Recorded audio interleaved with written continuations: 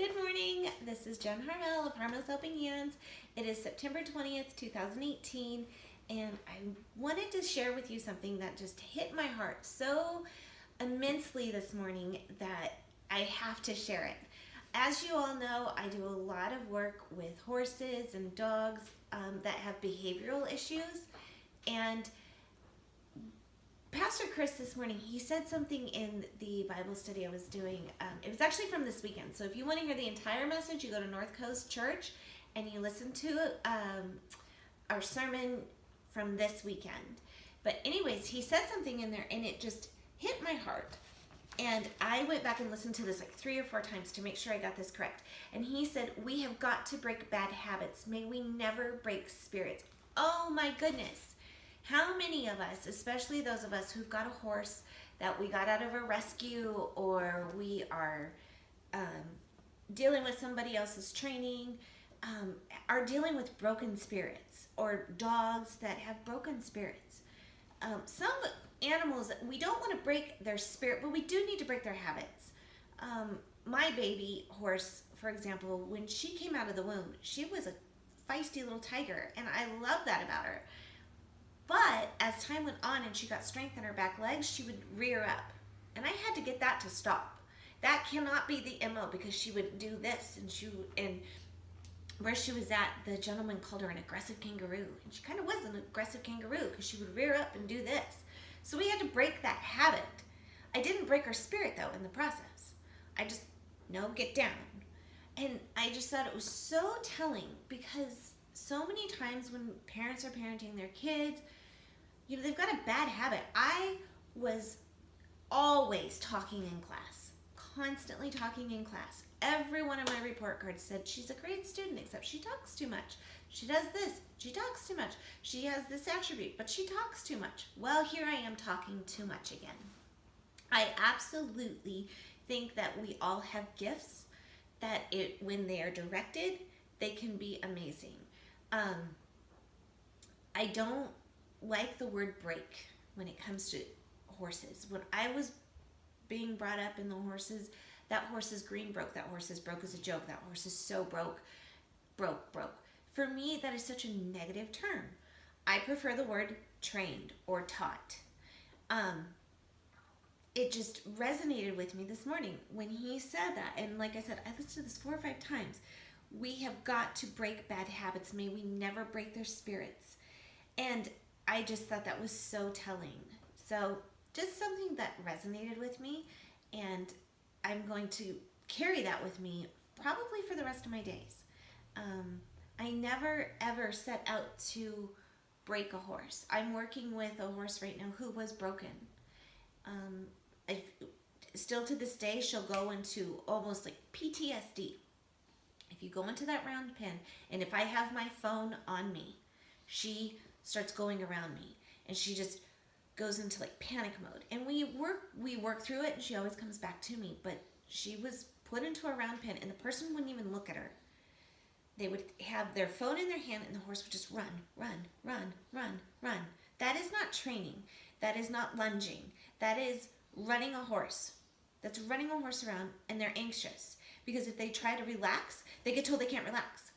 And the training method that I use and that has been taught to me, Warwick Schiller, he is huge on this right now. Pete Spates, he's big on this.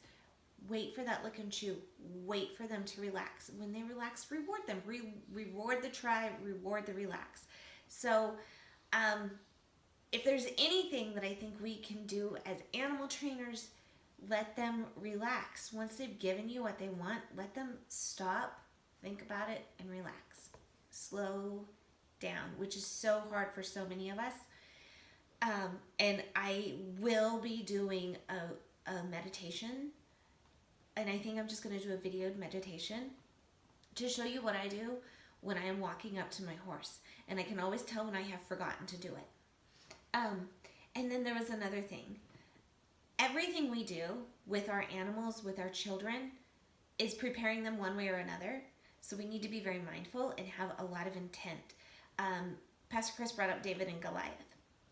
Well, David was a shepherd boy, and he would sit out in the fields with his flock, and a good shepherd, he brought this up, and I have never thought of this before, but he said a good shepherd, they didn't go out chasing their sheep. If they saw a sheep going off, they would use their slingshot, boom, and hit something above the sheep's head, because they're really scary animals, and it would scare the sheep and it would run back to the flock. So they got really adept at using a slingshot. Well, as we all know, in whether you believe it or not, whether you believe in God or not, I do.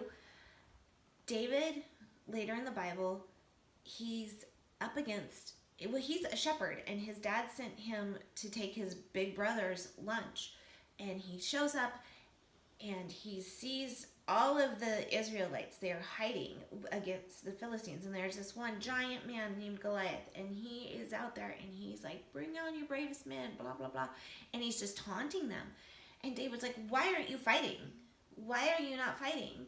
And they're like, we're not fighting that, we've been getting killed, we're not doing that. And David's like, this is ridiculous. So he goes into the he goes and he gets 5 rocks. He gets 5 just in case, and he takes his slingshot, which he's been using for the sheep, and he uses it, boom, hits Goliath in between the eyes, kills Goliath. Goliath goes down. David's a hero, and he's also, King David, the city of David, Jerusalem. You can't, it's Jewish history, it's there. So it's King David. And so just showing that, even the most minute thing that you're doing leads up to a great big thing. And so I think in not breaking their spirit and using the skills that they have, if you have a horse that is fast, by all means, find a sport that is fast. If you have a horse that loves to jump, take that natural ability and let them jump. I think that so many times we try to fit people, our kids, our dogs, our horses into a box. My mom has a brand new puppy. This puppy is amazing, but there might be something that he's the most amazing at. So that will be his niche, but he can do all of these other things. So that is the other thing I was going to say when it comes to training. If your horse is a jumper, please don't just do jumps all day long. Let them go do trails, do obstacle courses, do things with them, have some fun, but don't break their little spirit. And I hope you all are having an amazing, amazing day. And I pray that God blesses you greatly.